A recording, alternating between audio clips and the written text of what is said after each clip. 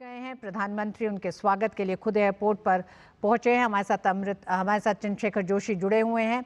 जोशी, यूएई के राष्ट्रपति का ये दौरा बेहद अहम माना जा रहा है। दोनों देशों के रणनीतिक साझेदारी को एक नए आयाम पर ले जाने की दिशा में।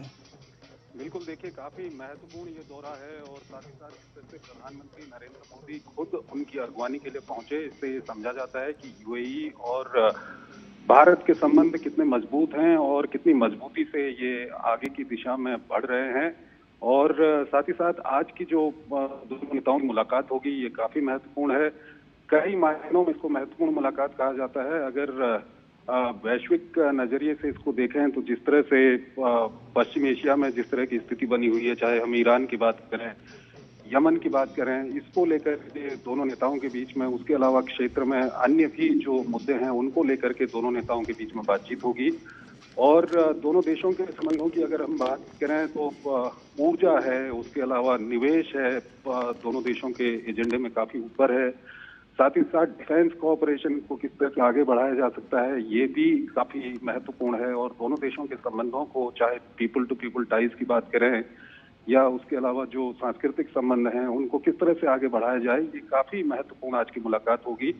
और खासकर जिस तरह से स्वागत हुआ है और प्रधानमंत्री मोदी खुद पहुंचे उनको उनकी अगवानी के लिए, तो ये अपने आप में दिखाता है कि दोनों देश एक दूसरे के लिए कितने महत्वपूर्ण हैं। और खासकर यूएई की हम बात करें, पश्चिम एशिया की बात करें या पश्चिम एशिया के रास्ते भारत को दूसरे इलाकों से कनेक्ट करने की बात करें, तो यूएई काफी महत्वपूर्ण हो जाता है भारत के लिए। और इसीलिए दोनों नेताओं की जो मुलाकात और बातचीत होगी आज की, वो भी काफी महत्वपूर्ण है। और जिस तरह से जो यूएई के नेता हैं वो कुछ समय के लिए आज भारत में रहेंगे और उनकी प्रधानमंत्री मोदी से मुलाकात होगी, तो इससे भी समझा जा सकता है कि आज की ये मुलाकात कितनी अहम होने वाली है।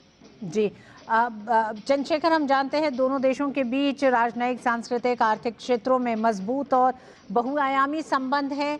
रणनीतिक साझेदार हैं दोनों ही देश। लेकिन ये देखा गया है कि एक लंबे समय में जो नज़दीकियां बढ़ी हैं, पिछले 10 सालों में ये 5वां एक तरह से आधिकारिक दौरा है और ये तीसरा दौरा है राष्ट्रपति बनने के बाद से। ऐसे में भारत और यूएई की नज़दीकी क्या बड़े मैसेज देती है दुनिया को भी? देखिए, सबसे पहले तो अगर प्रधानमंत्री मोदी और यूएई की राष्ट्रपति की हम निजी तौर पर बात करें, तो दोनों के संबंध निजी तौर काफी मजबूत संबंध हैं। दोनों लंबे समय से एक दूसरे को जानते हैं और विभिन्न मुद्दों पे और तमाम अंतर्राष्ट्रीय मंच पे दोनों नेताओं की मुलाकात होती रहती है। और साथ ही साथ अगर दोनों देशों के नजरिए से हम इसको देखें तो ट्रेड एक महत्वपूर्ण विषय है दोनों देशों के बीच में, क्योंकि भारत और यूएई के बीच में काफी अच्छा ट्रेड होता है। साथ ही साथ यूएई भारत को दूसरे इलाकों से, चाहे हम यूरोप की बात करें या वेस्ट एशिया के दूसरे इलाके हैं और कई अफ्रीका के भी ऐसे इलाके हैं जहां भारत को कनेक्ट करने में, भारत के व्यापार को वहां तक फैलाने में यूएई काफी मददगार साबित हुआ है। और